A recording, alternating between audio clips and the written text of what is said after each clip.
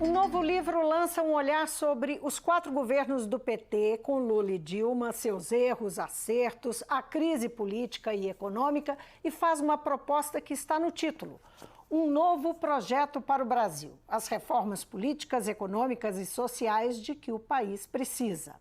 Eu vou conversar com o autor, o economista e professor titular aposentado da Faculdade de Ciências Econômicas da UFMG e CEDEPLAR e diretor do BNDES entre os anos 2003 e 2016. Maurício Borges Lemos. Muito bem-vindo, professor.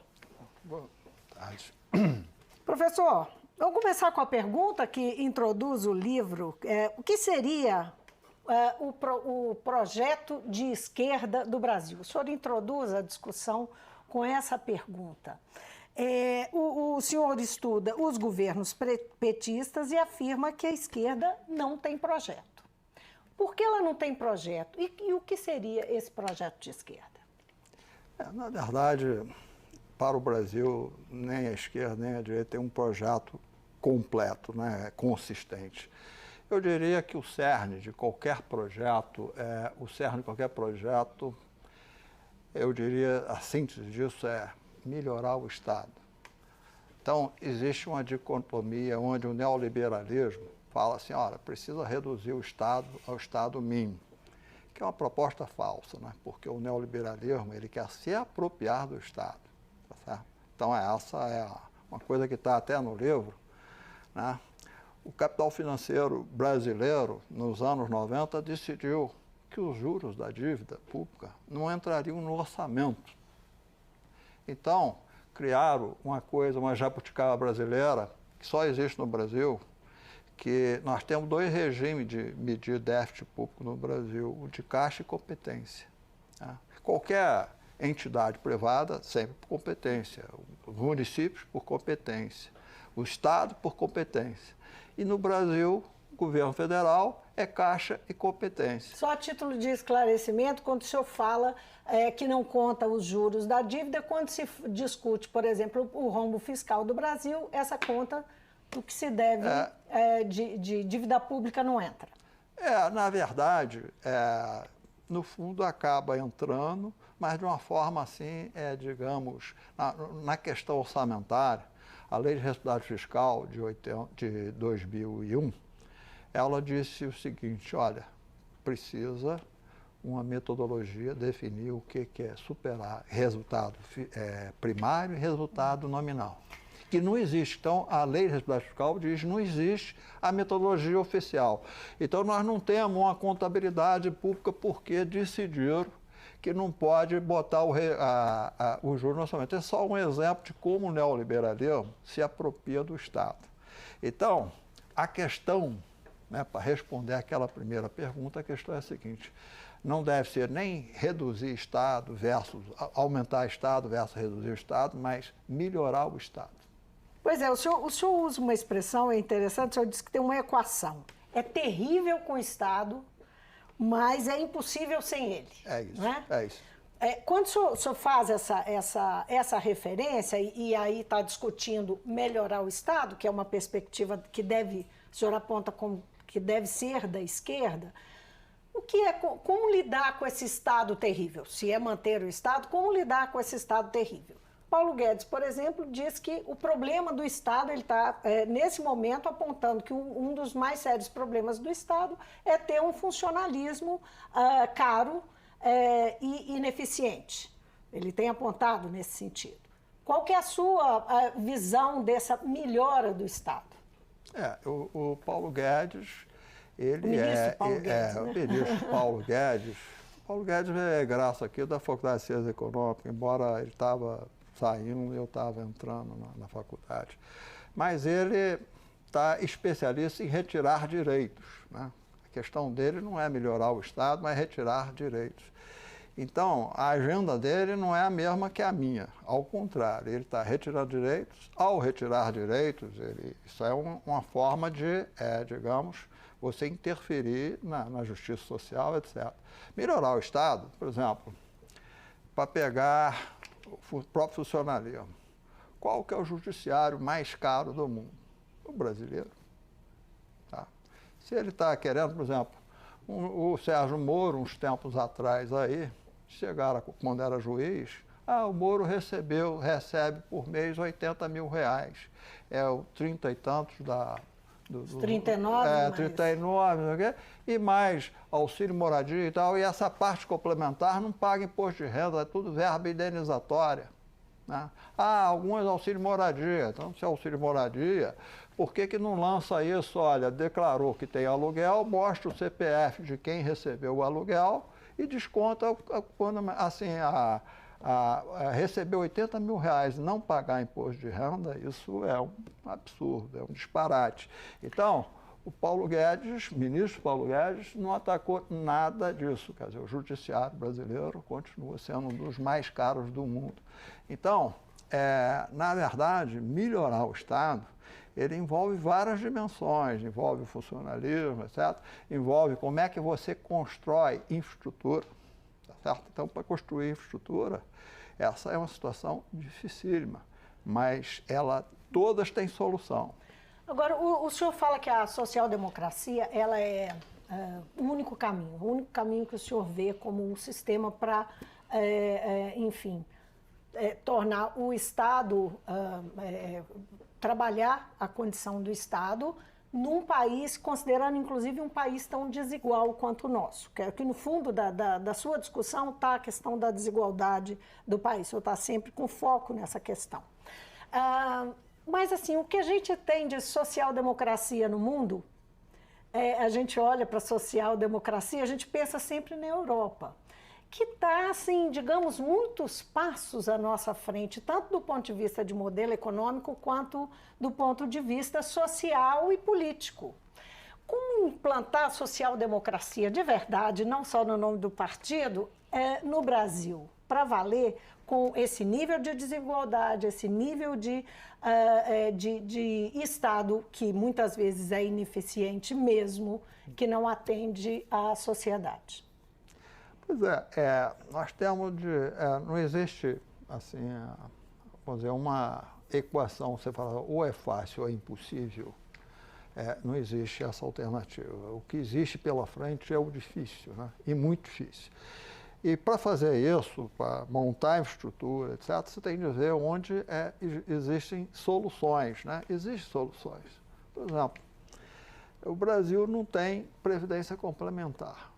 Assim, a previdência complementar que existe aí é apenas um nome fantasia de aplicação financeira. Não existe um seguro previdenciário onde você aplica e depois recebe uma garantia plena de renda vitalícia de determinado montante. Não existe. O ministro Paulo Guedes anda vendendo essa história de previdência complementar, mas nós não temos previdência complementar. Antes dele querer, inclusive, destruir a previdência básica, ele deveria se preocupar a básica, né, INSS, tá? Ele deveria se preocupar de criar a previdência complementar que não existe. Mas o que é a previdência?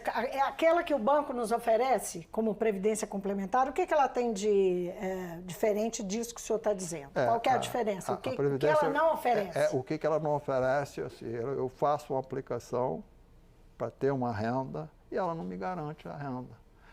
Não há uma garantia de renda real. Ela fala, olha, você aplica e, se Deus quiser, pode ser que você tenha uma renda real, mas ela não fala assim, você está aplicando e aí, com tantos anos, você vai poder começar a sacar uma renda mensal X em termos reais.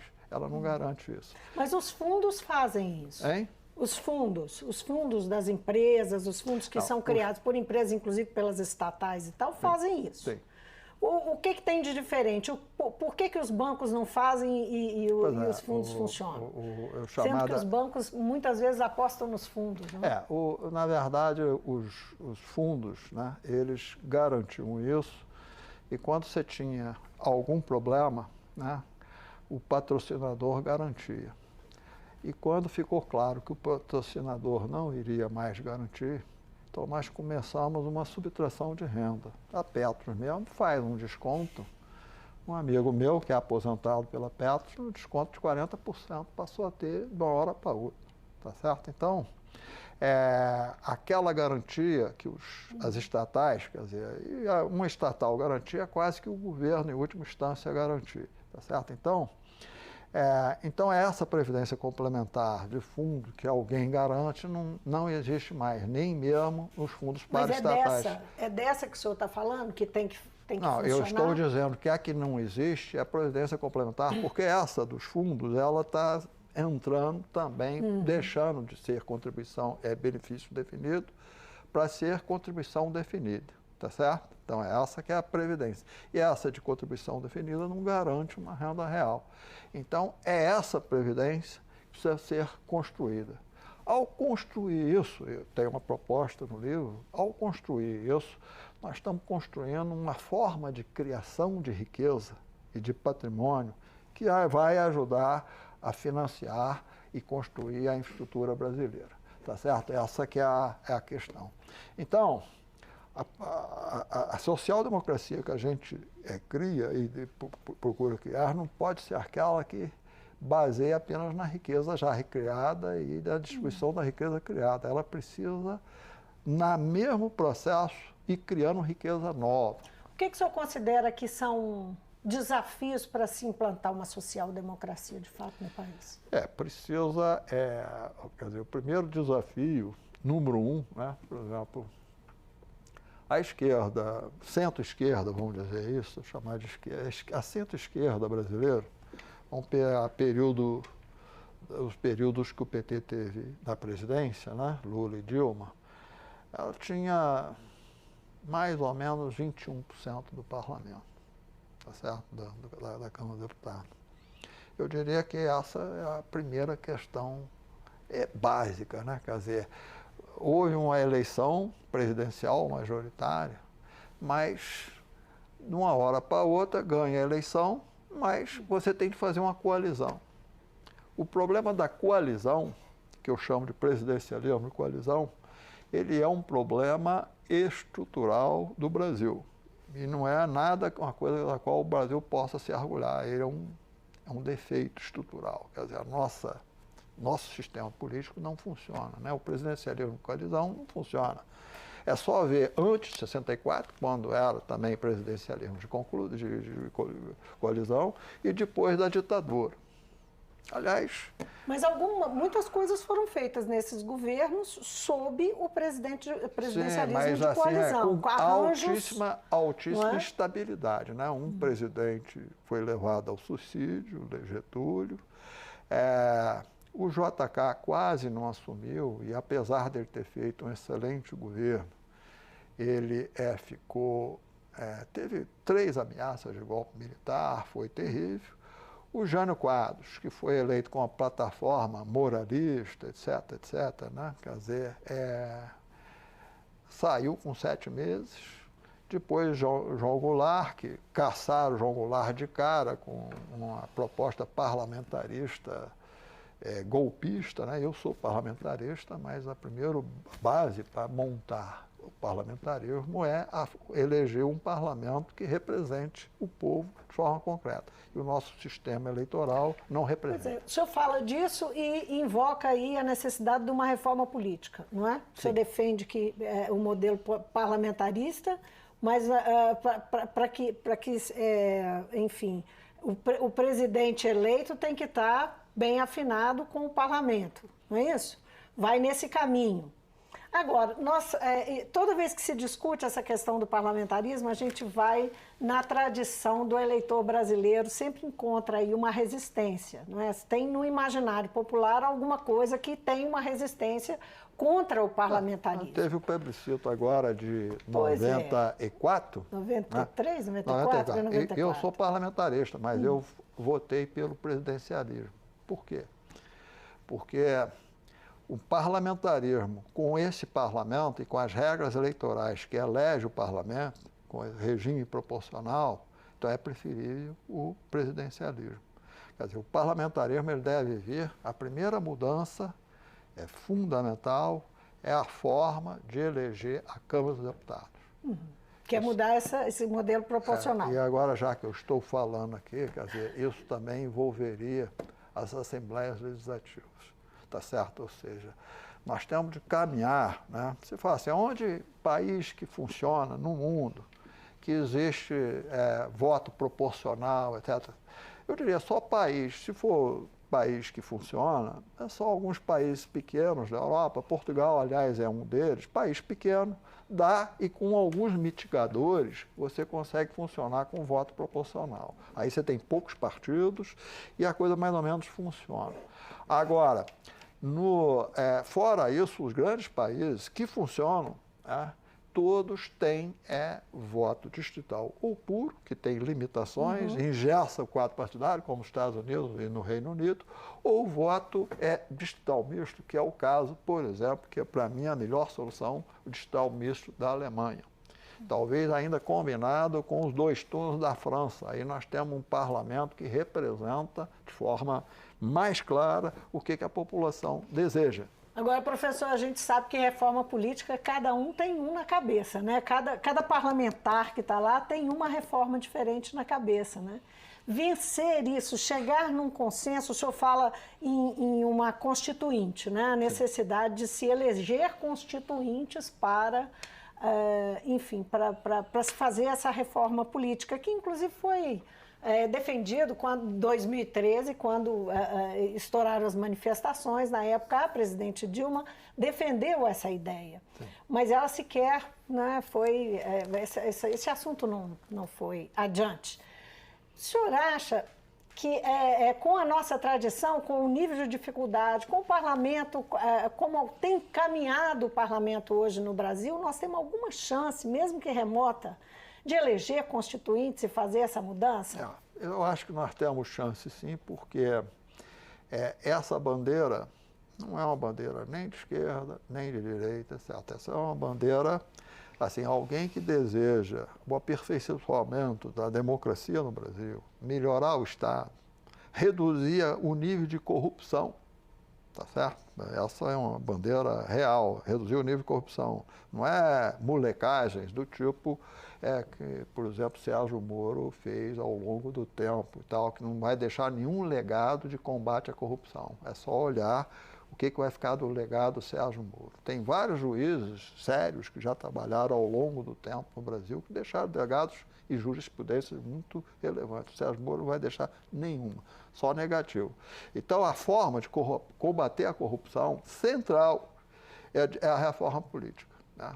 Fala assim, o voto proporcional, que é através da formada, leva, vamos dizer, a compra de votos, né? A compra de votos se leva a você montar coalizões não naturais, né? Não ideológicas, assim, eu sou um governo, eu sou um presidente de direita e vou ter um parlamento, mais ou menos ter um parlamento também de direita e eu estou afinado ideologicamente, não preciso fazer uma composição falsa com alguns picaretas de ocasião para montar uma maioria. Então, o presidencialismo coalizão, ele gera disfunções graves e uma delas, a mais séria, é que você bota gente para tocar órgãos públicos e outras coisas que não tem a mínima e que estão ali para fazer coisa errada. Então, eu diria que, como essa coisa tem condição de ser uma frente democrática, multipartidária, que não é de esquerda e nem de direita. Ela é uma frente realmente pelo Brasil, para botar o Brasil no lugar certo, né? Mas nós temos um ambiente de polarização muito forte, né? E nós temos uma extrema-direita no poder hoje, que estica bastante a corda dessa polarização. Como é que o senhor consegue enxergar a possibilidade da gente sentar num consenso entre esquerda e direita para discutir uma reforma, né? Uma reforma política ampla? Eu diria que a extrema-direita, assim como no Brasil praticamente não existe o que a gente chamaria de extrema esquerda, mas ela existe em alguns lugares e tal. Então, assim, mas a extrema-direita não tem racionalidade nenhuma, etc. Mas a direita tem racionalidade e um discurso de melhorar o Estado, e começando isso pela reforma política, é um discurso que toca, é uma narrativa que toca. Então, existe sim, como a situação, o Brasil está entrando numa quadratura grave, né? Então, essa coisa tem chance de prosperar, sim. Quer dizer, eu acredito. Acha que pelo extremismo da situação? O caráter grave, assim, nós depois de... Quem diria, né, que nós entraríamos nessa curvatura depois da redemocratização. Mas eu nunca achei que Quer dizer, nós tivemos uma Constituinte, que é de 88, que tem vários pontos positivos, né? Mas uma questão central que a Constituinte de 88 legou, que é muito ruim, que é a própria forma de eleger os deputados.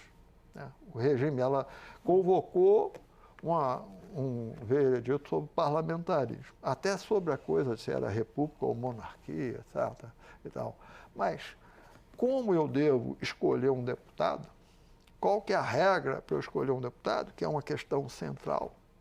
Não é uma questão pequena, não. A regra de eu escolher um deputado, se eu vou ter voto distrital, se eu vou ter voto distrital misto, se eu vou ter voto proporcional, essa é uma questão decisiva. E eles reproduziram aquele esquema, mantiveram as mesmas regras que os elegeram. Tá certo, então? Professor, o governo Bolsonaro, sob o comando do ultraliberal Paulo Guedes, né, a economia do governo Bolsonaro, aponta para uma série de reformas. Teve aí a reforma da Previdência, que ainda não foi sancionada, mas, enfim, que trouxe uma série de mudanças. Temos o Paulo Guedes deu uma longa entrevista falando sobre as mudanças que quer fazer, sobre reforma administrativa, tributária, e, enfim, pacto federativo. O senhor naturalmente deve ter acompanhado. E, num dado momento da entrevista, colocado lá a questão de como é que ele vê as reações no Chile. Nesse momento, ele coloca tudo na conta da questão previdenciária no Chile, mas eu queria saber a sua opinião sobre essas mudanças que Paulo Guedes está propondo. Esse episódio no Chile, não é que foi um caldeirão que destampou e explodiu notadamente, são várias questões, mas a questão previdenciária é central realmente. E o que pensar do nosso futuro, das nossas perspectivas em relação a essas transformações que estão sendo propostas agora? Aliás, para começar, né, eu estava preocupado. Isso aqui é só para a gente encerrar a nossa conversa, que infelizmente nós não temos muito tempo mais. A oposição do Chile, aliás, tem uma palavra de ordem, que é pela Constituinte. Então, a Constituinte, ela quando você tem uma convulsão, como a que o Chile está vivendo, tal, e nós caminhamos. Quer dizer, nós temos uma situação social, ela é potencialmente muito mais explosiva que a do Chile, né? Quer dizer, o Brasil tem uma desigualdade. Há muito tempo o Chile, por exemplo, tem um nível de educação e saúde muito superior ao Brasil. Renda per capita também. A renda per capita eles construíram depois de algum tempo que o Chile, quer dizer, usou bem a riqueza, né, da coisa. Não foi assim, quer dizer, o Chile tem crescido de uma forma não brilhante, mas crescido sistematicamente. E o Brasil, especialmente, né, de 2016 para cá, né, de 2015 tivemos uma recessão, né, tivemos aquela recessão que tem a ver com a Lava Jato, tem a ver com o fim de um ciclo, teve também culpas do governo que estava instalado e houve uma série de coisas, mas a recuperação, primeiro prometida pelo Temer, né, que não aconteceu. Agora prometido pelo Paulo Guedes, esse ano não vai acontecer. Então o Brasil está andando muito devagar, a nossa renda per capita está caindo. Então nós estamos numa situação terrível. Então, mas digamos que ele consiga implementar essas reformas que ele está prometendo. Bem, ele boa parte já... O que nós podemos esperar? Né? O caso é o seguinte, eu diria assim que a política do Paulo Guedes, neoliberal, que aliás é difícil falar qual lugar que ela está funcionando, né? Em nenhum lugar ela está funcionando, mas é uma política se Deus quiser. Se Deus quiser, né, os investimentos vão acontecer. O grande problema é que Deus pode não querer, né? Quer dizer, e aí o investimento não acontece. Então, o discurso neoliberal, ele é ao contrário de uma coisa mais propositiva, né? Quando você vai lá, investimento em infraestrutura, você tem de, aí eu entro em alguns detalhes, porque sem esses detalhes o investimento não vai ocorrer. Então, aquilo que está por conta de Deus, na verdade, você tem de dar soluções específicas para determinado, por exemplo, uma obra de infraestrutura, né? Vamos pegar aqui o anel rodoviário de Belo Horizonte, tá certo? Anel rodoviário de Belo Horizonte, contorno. Então, o anel é aquilo que está estrangulado já tem 30 anos, tá certo? Belo Horizonte precisa de um contorno rodoviário. Para ter esse contorno, isso já tem muitos anos que se fala também. Para ter esse também. contorno rodoviário, quer dizer, nós precisamos de um projeto executivo consistente e podemos fazer uma concessão, etc. E aí, se tiver alguma intervenção que bata no resultado primário do governo e tal, você pode usar um mecanismo aí. Você tem várias coisas, inclusive se tiver a proposta previdenciária complementar que eu estou fazendo, que arruma o dinheiro. O BNDES pode também ajudar bastante e você pode fazer uma boa licitação e uma boa concessão. Mas são vários detalhes que não jogam para Deus. Ora, acontece isso, aqui entra o BNDES, aqui vai isso e tal, e aí o investimento com a governança privada vai acontecer. Professor, foi um prazer tê-lo no mundo político, viu? Espero ainda ter outras vezes. Muito obrigada por vir. Obrigado pelo convite. Eu conversei com o professor Maurício Borges Lemos. Nós falamos do livro que ele acaba de lançar, Um Novo Projeto para o Brasil. Está aí, reformas políticas, econômicas e sociais de que o país precisa. É isso. Nós falamos aqui sobre uma série de questões extremamente importantes. O livro vale a pena, um livro, ele não é muito grosso, mas ele tem muita coisa importante aqui dentro, vale a pena conferir e acaba de ser lançado. O Mundo Político fica por aqui. Se você quiser rever essa entrevista, é só acessar nosso site ou YouTube para falar conosco por e-mail ou Twitter. Obrigada pela companhia. Até a próxima.